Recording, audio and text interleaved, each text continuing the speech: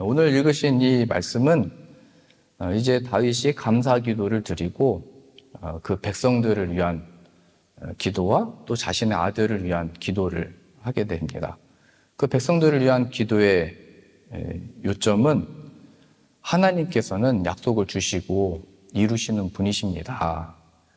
그러니 오늘 이 백성들이 하나님께 예물을 가지고 나왔던 이것을 기억해 주시고 이 백성들에게 이런 마음을 영원토록 두셔서 이 백성이 온전히 하나님을 섬기고 높이도록 그렇게 살도록 은혜를 베풀어 주십시오. 이렇게 기도를 한 것입니다. 29장 18절 같이 보실까요? 우리 조상들 아브라함과 이삭과 이스라엘의 하나님 여호와여, 주께서 이것을 주의 백성의 심중에 영원히 두어 하나님의 성전을 짓고자 또 하나님을 즐거워하는 마음으로 이 모든 물질과 예물을 가지고 나왔던 이 마음을 이 백성들의 마음에 영원히 두기를 구하고 있는 것입니다. 그래서 그 하나님을 생각하고 그 마음을 준비하여 주께로 돌아오게 하옵소서. 늘 마음이 하나님께 향하고 하나님을 섬기고 하나님을 높이며 살도록 그러한 마음을 영원토록 우리 백성들에게, 하나님의 백성들에게 주십시오. 이렇게 표현을 하고 있는 것입니다. 그래서 이 백성들은 이제 솔로몬이 성전을 짓고 나라가 번영을 누리고 그 어느 때보다도 번창을 하고 능력을 갖게 됩니다. 그런데 그때 솔로몬과 백성들의 마음이 하나님의 말씀을 떠나기 시작을 했고요. 솔로몬도 여러 여자들과 결혼을 하게 되면서 그들이 지니고 왔던 우상들을 함께 섬기게 됩니다. 그러면서 하나님에 대한 그 말씀을 다 떠나가게 될 때 이스라엘 백성들이 서로 다투게 되고 분열하게 되고 포로로 다 끌려가게 되고요. 성전은 이제 무너지게 됩니다. 그러니까 하나님을 위한 그 아름다웠던 성전이나 나라의 번영이 이 솔로몬과 이 다윗을 통하여 주어졌던 그 번영들을 다 유지할 수가 없었고 그 영광들을 어떻게 지켜낼 수가 없었다는 것을 보여주게 됩니다. 우리는 여기서 교훈을 얻어야 됩니다. 우리가 한순간에 하나님께 바치고 섬기고 하나님을 믿었던 그 신앙과 믿음으로 이 하나님의 영원한 것을, 이 구원을 누리는 것이 아니고요. 오늘 다윗이 백성들을 위한 기도를 드릴 때 이렇게 하나님을 섬기고 높이고자 하는, 찬양하고자 하는 이 마음을 영원히 두십시오. 하나님이 이 은혜를 우리들에게 베풀어 주십시오.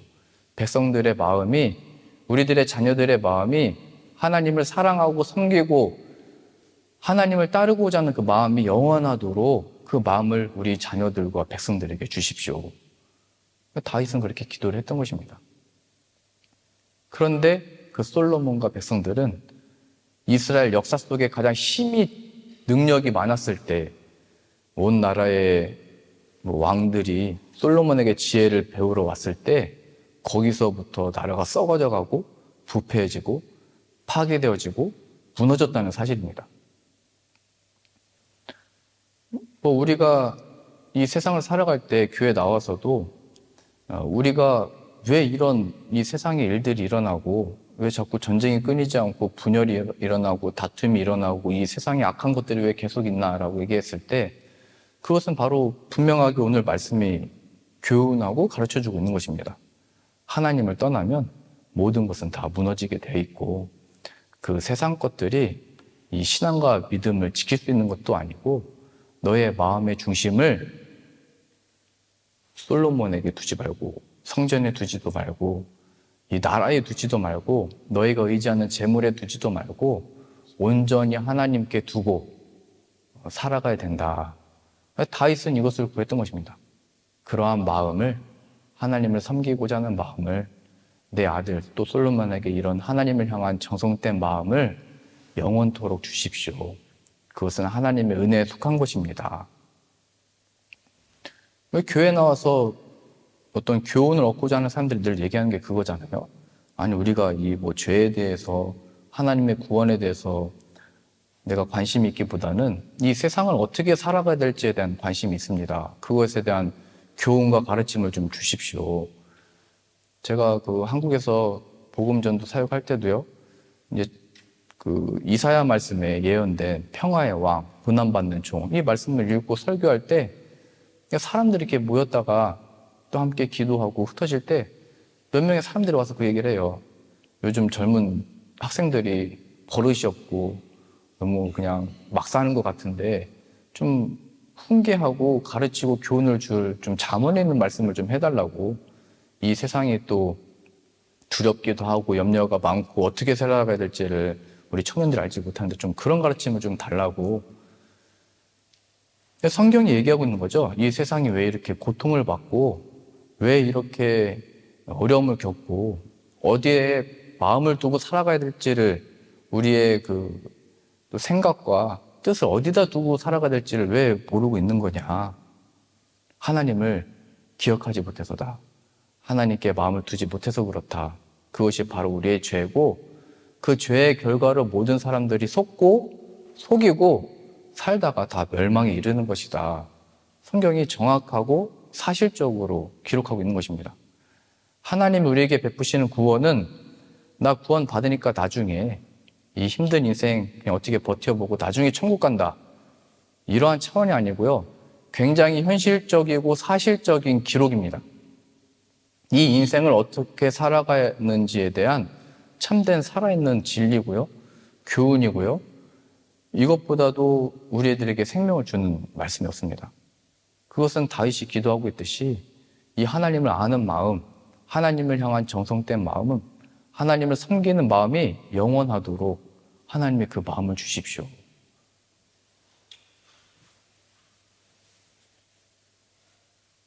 그래서 우리가 이 땅을 살아갈 때, 바라볼 때, 나에게 주어진 상황들을 바라볼 때, 내가 일하면서 만나는 사람들을 볼 때, 죄의 결과로서 이 고통을 받고 있다는 것을 발견해야 됩니다. 우리가 일하는 것이 고통이 아니라 일하면서 겪는 관계와 부패와 부정과 불의와 그 속임이 바로 다 죄로부터 하나님을 모르는 것으로부터 시작된다는 것을 알아야 됩니다. 그것이 우리들이 대하는 사람들을 정확하게 보는 것이고요. 이 땅에 하나님의 은혜가 필요하다는 마음으로 정말 이 은혜 없이는 이 죄인들이 이렇게 살다가 멸망당할 수밖에 없는 겁니다. 이러한 마음으로 기도할 수 있게 되는 것이고 중보할 수 있게 되는 것입니다. 저 나쁜 사람은 벌을 받아 마땅한 것이 아니고 죄로 인하여 다 같이 고통을 받고 있는 것입니다. 그러니 2025년도로 살아가는 우리들의 어떤 모습들과 우리 오늘 특주도 감사함으로 이렇게 찬양을 했잖아요. 근데 또 멋지게 다 같이 찬양하자고 했잖아요. 이렇게 다 같이 찬양할 수 있는 이유는 하나님께로부터 모든 것이 주어진다는 것을 알기 때문입니다. 그러니 우리 자녀들을 위한 2025년도의 그 기도는 잘 되게 해주십시오. 문제가 해결되게 해주십시오. 어려움이 없게 해주십시오. 이런 기도 제목들은 아무 의미가 없게 되는 것입니다. 솔로몬도 다 얻고 다 누렸다가 최고 높은 자리에 올라갔다 거기서 다 무너져 내린 것입니다. 아담과 하와도 에덴 동산에서 모든 것을 누릴 수 있을 때 다 무너져 버린 것입니다. 우리의 마음과 생각이 시간과 체력이 물질이 남아 있을 때 다른 데다 관심을 두기 시작하잖아요. 그러면 다 한순간에 없어진다는 것을 이 세상에서 발견하게 되고요. 제 동생도 어렸을 때 우리가 아직 그 학생 시절에 용돈 받으면 그거 모아둔 거를 11조 교육을 받아서 하나님께 드렸거든요. 나중에 돈을 벌면 내지 뭐 지금부터 냅니까 해서 그거를 한 10만 원치를 모아놨대요. 근데 주일 예배 2층이 예배실이고 1층이 저희 숙소였거든요. 근데 2층 가서 예배 드리고 내려왔는데 제 동생 그 책상 서랍이 털린 거예요. 시골교회 도둑이 많았는데 그래가지고 그 10만 원이 없어졌대요. 그랬더니 자신이 고백을 하는 거예요. 내가 하나님께 이 11조를 그냥 안 드리고 모아뒀는데 하나님이 가져가셨다고. 그러니까 어렸을 때 이거를 발견한 사람은 하나님께 이렇게 드리는 거죠.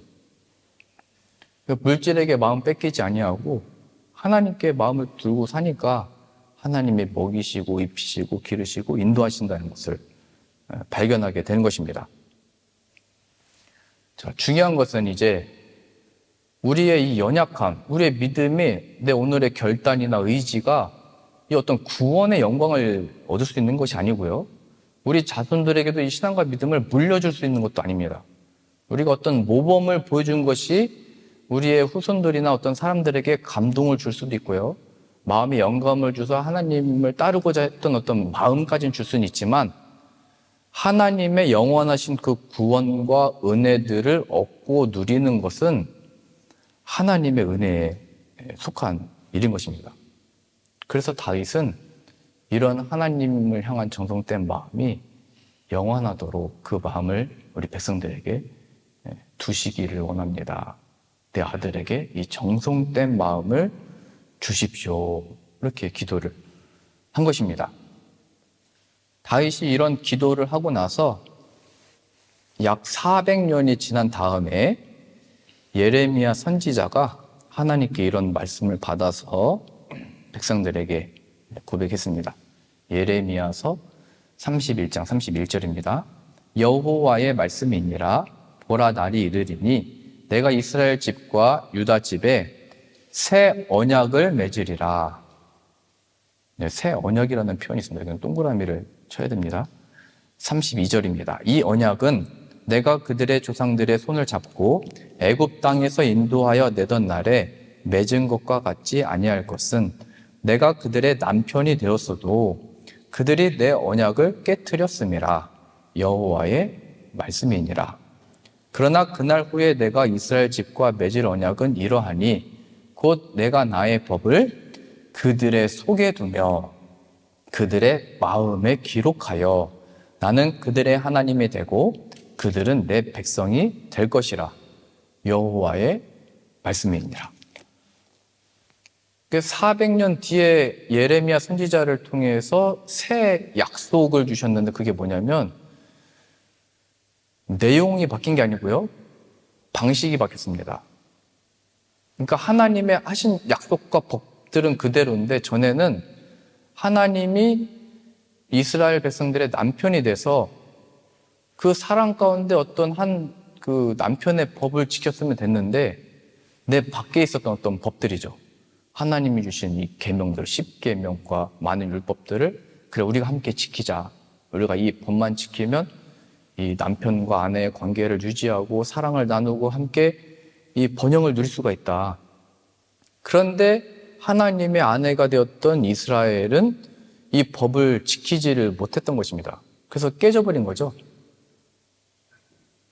이 법이 내가 잘 지키면 남편과 관계를 계속 유지할 수 있는 것이고 내가 이 법을 못 지키면 남편에게 버림을 받는 이런 상태였던 겁니다.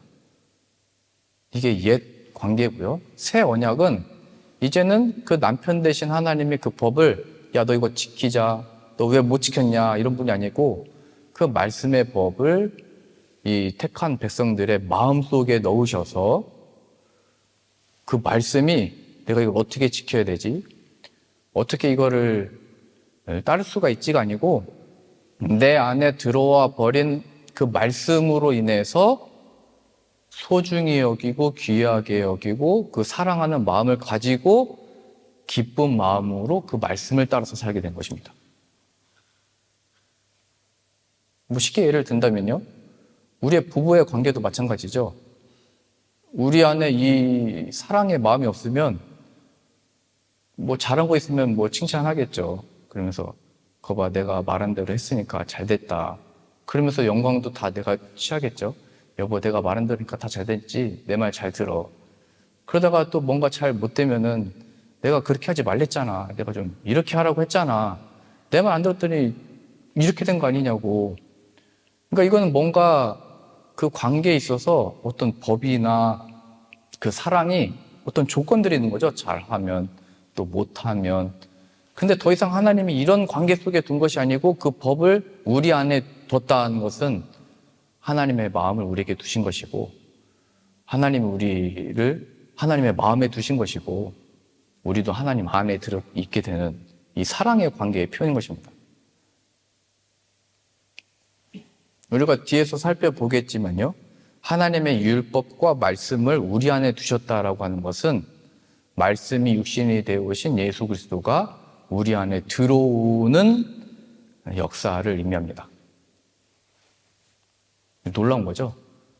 그래서 신약 시대 때 예수님을 믿는다고 하는 것은 우리가 예수님 안에 있게 되고 예수님이 우리 안에 계시게 되는 것인데, 이 관계는 더 이상 하나님 앞에 잘하면 복을 받고 못하면 벌을 받는 이런 관계가 아니라 하나님의 사랑하심이 예수 그리스도를 믿는 믿음 안에서 확인되어지고 예수님이 우리 안에 들어오심으로 이루어지는 역사하며 권능을 입게 되는 것입니다.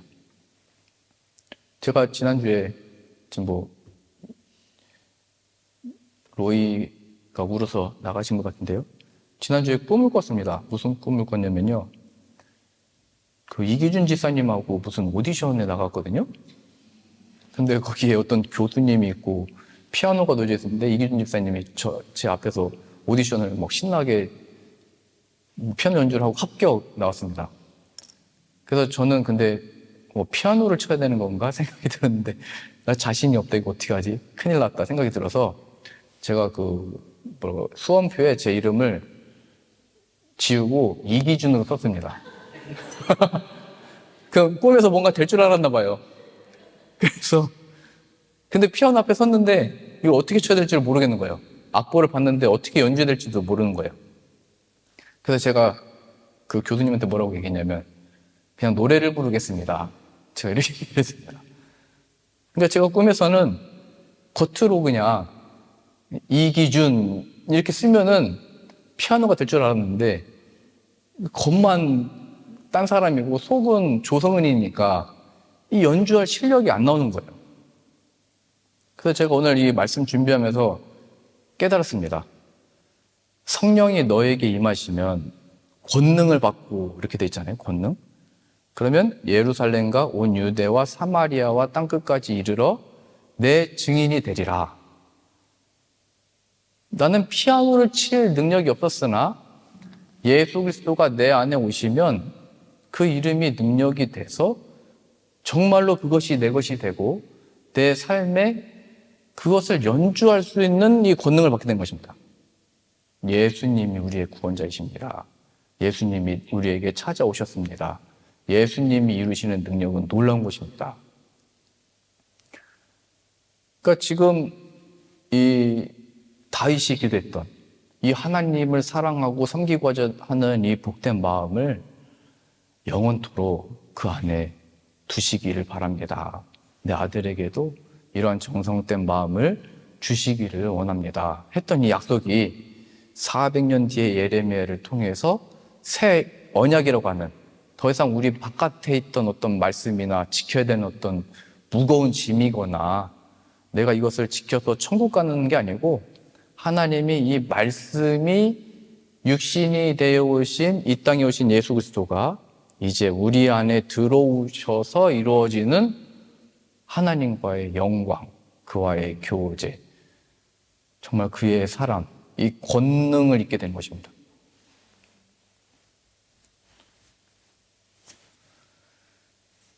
그러니까 모든 능력과 모든 이 권세가 하나님께 있다라는 것을 새 언약을 통해서, 예수님의 오심을 통해서 이루어지는 것입니다.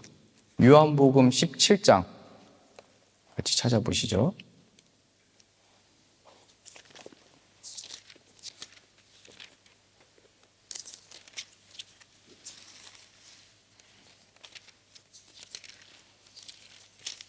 요한복음 17장 23절입니다. 그래서 예수님이 예레미야가 새 언약에 대해서 백성들에게 가르치고 나서 약 600년 뒤에 예수님이 오셔서 친히 우리들을 위한 기도를 하셨습니다. 그게 요한복음 17장 전체 내용인데요. 그 전체 내용의 요점이 바로 다윗이 기도했던 그것에 대한 응답에 속한 기도입니다. 17장 23절입니다. 곧 내가 그들 안에 있고 하나님이 부르신 백성들 안에 내가 있고, 이 표현을 쓰시죠. 아버지께서 내 안에 계시어 그들로 온전함을 이루어 하나가 되게 하려 함은 아버지께서 나를 보내신 것과 또 나를 사랑하신 같이 그들도 사랑하신 것을 세상으로 알게 하려 하심이로소이다. 여기 분명하게 나와 있죠. 예수님도 이 땅에 오셨을 때 이것을 위해서 기도하신 것입니다. 내가 하나님의 택하신 부르신 백성들 안에 있게 하시고, 그래야 내 안에 계신 하나님이 이 백성들 안에 함께 있어서 그들로 하여금, 그리고 그들을 보는 이 세상으로 하여금 하나님의 사랑이 이들과 함께 있다는 것을 알게 해주십시오. 더 이상 이걸 지키면 사랑을 받고 못 지키면 벌을 받는 이런 관계가 아니라 정말로 그 하나님이 우리 마음 가운데 들어오시고 하나님 마음 가운데 우리가 있어서 하나가 된, 이것을 예수님이 오셔서 기도하신 것입니다. 그리고 결국 예수님께서 십자가에서 대신 죽으심으로, 부활하심으로, 그리고 다시 찾아오심으로 인해서 이 역사가 일어나게 된 것입니다. 그러니까 지금 예수님이 이 기도를 하시기 전에 다윗은 약 1000년 전에 이런 기도를 했던 것이고요. 이 1000년 전에 다윗이 하나님께 했던 이 기도가 바로 이 예수님을 통해서 성취되어진 것입니다. 그러니까 놀라운 일이죠. 이거는 하나님이 예수님을 통해서 이루는 일이 얼마나 놀랍고 영광스러운 것인지를 나타내 보이신 것입니다. 그러니 우리가 우리 자녀와 남편과 아내들을 위해서 기도할 때 늘 마음 변했다고 이렇게 말하지 말고요. 이거는 우리가 교훈을 얻어야 됩니다. 인정을 해야 됩니다. 사람의 마음이 어떻게 안 변하겠어요. 강산도 다 변하고 세상 모든 것들이 변하는데 왜 사람의 마음이 안 변하겠어요?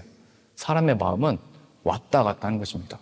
사람의 마음은 기뻤다가 슬펐다가 그냥 그게 살아있는 사람의 증거죠. 늘 기쁘면 그것도 문제가 있는 거고요. 늘 우울하면 그것도 문제가 있는 겁니다. 사람의 마음은 따뜻했다가도 차가웠다가 또 그게 사람인 거예요. 그래서 하나님이 이러한 사람의 조건을 가지고 구원시키지 않겠다는 거예요. 우리가 하나님을 열심히 믿을 때는, 예수님을 열심히 따를 때는 구원해 주시고, 또 어느 순간에는 어려워서 예수님을 다 싫다고, 하나님 보기도 싫다고, 그러면 하나님이 지옥을 보내는 게 아니라는 거예요. 그러한 연약한 존재인 것을 우리가 인정을 하고 이 모든 이유가 죄로 인한 것이라는 것을 발견하고 예수님이 내 안에 들어와 주십시오. 그 예수님을 나의 주인으로 영접합니다. 하나님의 율법, 토라라고 표현됐는데요. 하늘로부터 주어진 그 말씀이 육신이 되어 오신 예수 그리스도가 내 안에 들어와 사시기 원합니다. 고린도후서 3장 3절입니다. 그래서 사도 바울은 이렇게 표현을 했습니다. 3장 3절이요. 너희는 우리로 말미암아 나타난 그리스도의 편지니 이는 먹으로 쓴 것이 아니요 오직 살아계신 하나님의 영으로서 쓴 것이며 또 돌판에 쓴 것이 아니요 오직 육의 마음판에 쓴 것이라. 아까 표현되어 있었죠. 전에는 우리 바깥에 있던 말씀을 지키는 것으로 인해서 인정을 받았고 하나님의 백성인 것에 확인을 했다면 그게 십계명 돌판이잖아요. 근데 이제 더 이상 그게 아니고 우리 마음판에 하나님이 새기시는 말씀, 예수 그리스도를 의미하는 것입니다. 4절이요. 우리가 그리스도로 말미암아 하나님을 향한 이 같은 확신이 있으니. 5절입니다. 우리가 무슨 일이든지 우리에게서 난 것 같이 스스로 만족할 것이 아니니. 그래서 우리로부터 나온 것이 아니라고 표현을 하는 것입니다. 우리로부터 나온 것은 내가 내 밖에 있었던 말씀들을 지키고 선을 행하고 구제를 행하고 옳은 일을 하고 선을 행해서 인정을 받고 칭찬을 받아서 너 합격, 너 구원, 이거 말하는 거고요. 그럼 우리 스스로 만족이고 내가 믿어서 구원받았고 내가 잘해서 천국 가는 것이고 내 의로서 하나님의 영광을 얻게 됐다 말하는 것인데, 지금 바울은 그리스도로 말미암아 이루어진 것이다 계속 표현하고 있는 것입니다. 5절이요. 우리가 무슨 일이든지 우리에게서 난 것 같이 스스로 만족할 것이 아니니 우리의 만족은 오직 하나님으로부터 나느니라. 6절이요. 그가 또한 우리를 새 언약의 일꾼 되기를 만족하게 하셨으니, 여기 나와 있죠. 예레미야가 예언하고 말했던 새 언약을 여기서 언급을 하고 있습니다. 새 언약의 일꾼이다. 그래서 우리들의 역할은 하나님께서 약속하신 그 말씀을 우리들에게 주셨고, 그 말씀이 우리 안에 들어와 버렸는데, 그 말씀이 바로 예수 그리스도이시다로 고백하게 된 것입니다. 이것에 한 성경 구절로 요약이 되는데요. 오직 성령이 너에게 임하시면 너희가 권능을 받고 예루살렘과 온 유대와 사마리아 땅끝까지 이르러 내 증인이 되리라로 요약이 된 것입니다. 다윗이 1000년 전에 구했던 그 기도가 바로 예수 그리스도의 오심을 통해서 이루어지는 역사라는 것을 보여주게 되는 것이고, 우리를 새 언약의 일꾼이라고 칭하고 있는 것입니다. 그래서 예수님의 증인으로 우리 안에 들어오신 예수님을 전하는 자로 세움을 받는 것입니다. 6절입니다. 이게 얼마나 영광스러운 거냐면요, 6절 같이 보세요. 고린도후서 3장 6절입니다. 그가 또한 우리를 새 언약의 일꾼 되기에 만족하게 하셨으니 율법 조문으로 하지 아니하고 오직 영으로 함이니 율법 조문은 죽이는 것이요 영은 살리는 것이니라. 성령 하나님 우리 안에 들어오실 때 예수 그리스도의 생명을 넣으시는 것, 이거 다 의미하는 겁니다. 7절입니다. 돌에 써서 새긴 죽게 하는 율법 조문의 직분도 영광이 있어 이스라엘 자손들은 모세의 얼굴에 없어질 영광 때문에도 그 얼굴을 주목하지 못하였거늘, 십계명을 받아 내려올 때 빛이 나서 못 봤다고 했잖아요. 그 모세 얼굴을 하물며 영의 직분은 더욱 영광이 있지 아니하겠느냐. 우리를 새 언약의 일꾼이라고 되어 있고요. 그래서 예수 그리스도의 증인으로 선 우리들의 삶은 모세보다도 더 영광스러운 것이다 라고 증언하고 있는 것입니다.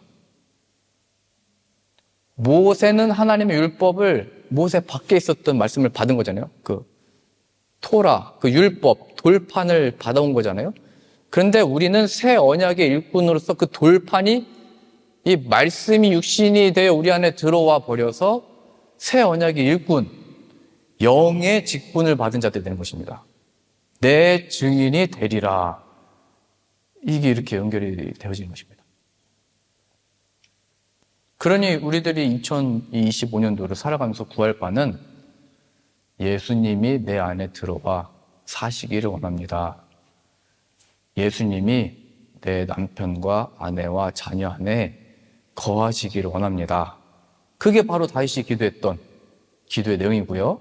예수님 안에서 성취된 역사인 것입니다. 예수님이 우리 안에 거하시면 우리는 모세보다도 영광스러운 지위와 직분과 자격과 조건과 모세도 누리지 못했던 영광을 얻게 되는 것입니다. 그러니 우리가 2025년도를 바라보면서 지금 뭐 경제적으로나 사회적으로나 모든 게 다 걱정이고 염려고 불안하다고 얘기를 하잖아요. 어떻게 될지 모르겠다고 얘기를 하잖아요. 이 세상의 근데 역사를 잘 보면요, 돌고 돌게 됩니다. 어려운 시절 있다가 부흥하는 시대가 있고요. 그러다 또 어려운 시절 있다가 부흥하는 시대가 있습니다.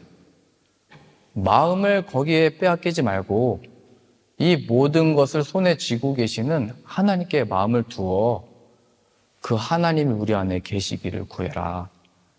예수 그리스도가 너희 안에 계시면 구원, 이런 세상과 동떨어져 산다는 얘기가 아니고요. 이 땅의 실체가 무엇이고 이 땅의 진정한 평안과 위로와 소망이 무엇이고 이 땅에서 가장 큰 기쁨과 찬송의 이유가 무엇인지를 어떻게 우리가 다 근심하며 살아가는 이때에 웃음 지을 수 있는지에 대한 설명이 다 되는 것입니다. 예수 그리스도, 우리 안에 찾아오신 예수님. 그러니 오늘 다윗이 이 성전을 짓기 위한 예물들을 갖고 왔을 때 기뻐하는 마음으로 찬송하는 마음으로 감사 기도를 드리면서 백성들과 자신의 아들 솔로몬을 위한 기도를 드릴 때 이 정성된 마음이 영원하도록 그들의 마음 가운데 이 마음을 주십시오. 기도했던 것처럼 우리들도 우리의 마음과 우리의 가족과 또 허락하신 우리 지체들에게도 이 마음을 부어주십시오. 함께 기도하고 얻고 드리는 저 여러분들 다 되실 수 있기를 소망합니다.